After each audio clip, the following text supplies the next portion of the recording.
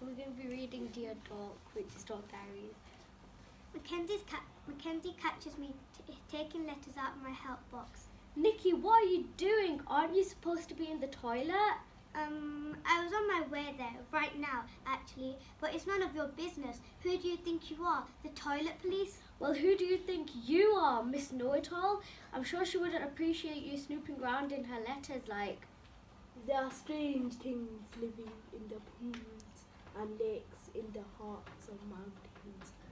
Fish whose fathers swam in goodness only knows how many years ago, and never swam out again. Also, there are other things more slimy than fish. Today I'm reading Grandpa's Greatest Escape. One day Grandpa began to forget things. It was little things at first. The old man would make himself a cup of tea and forget to drink it. Before long he would have to line up a dozen of cups of cold tea on his kitchen table, or he'd run a bath and forget to turn off the taps, flooding his neighbour's flat downstairs. Or he would leave the house with express purpose of buying a stamp, but return home with 17 boxes of cornflakes. Grandpa didn't even like cornflakes. This is Crindle Cracks by Philip Ridley. As soon as Ruskin woke up, he started at the photographs of famous actors that were stuck on his wall. Ruskin wanted to be a famous actor when he grew up. Called Crindle Cracks. Ruskin marched up to Elvis. Elvis was wearing his pajamas with the padded shoulders and his helmet with a visor. His nose was very red because of his cold and his smell of medicine. "You," cried Elvis, pointing at Ruskin. "You stole my part. You took everything from me." Cracks. A claw, a gleaming black sharp claw, then another claw, and another, until a whole leg came to the surface. A dark green scaly leg dripping with slime, then another claw, a gleaming black sharp claw, then another, until a second dark green scaly leg came to the surface. The most important thing you should know about real witches is this. Listen very carefully. Never forget what is coming next. Real witches dress in ordinary clothes and look very much like ordinary women. They live in ordinary houses and they work in ordinary jobs. Charlie and the Chocolate Factory, the miracle. Charlie entered the shop and laid a damp 50p on the counter. "One Wonka's Ripple Scrumptious Fudge Wonder Delight," he said, remembering how much he had loved the one he had on his birthday.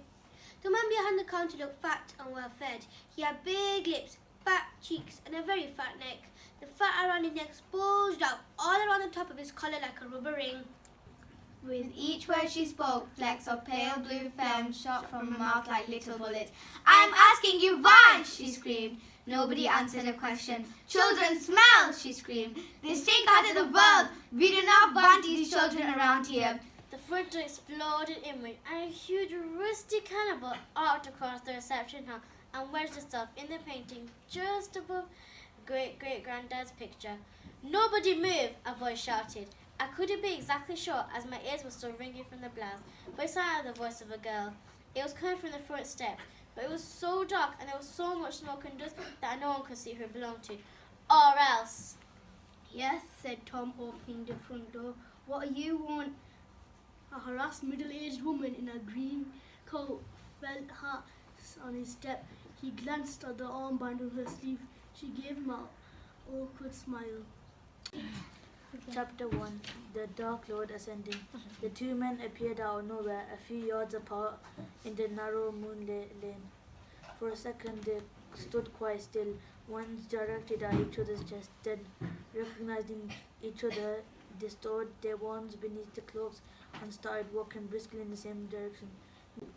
While our three heroes were talking, nobody noted that Zorklax and Jennifer had slithered away. Their wounded space guides approached the lunchroom's loudspeakers and called for their evil zombie nerds.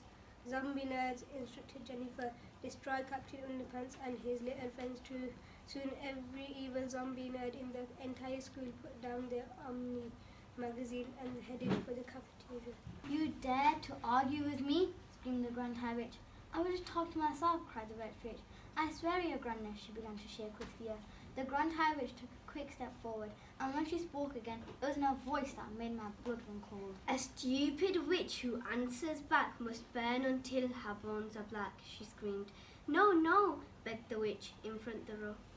The Grand High Witch went on. A foolish witch without a brain must sizzle in the fiery flame. Save me, cried the wretched girl. We're reading Harry Potter and the Half-Blood Prince. We've got a problem, Snape, said the lumpy Amicus, whose eyes and one will fix the like upon Dumbledore. The boy doesn't seem able, but somebody else has spoken Snape's name, quite softly. Severus. Sounds frightened, Harry burned anything he had experienced all evening.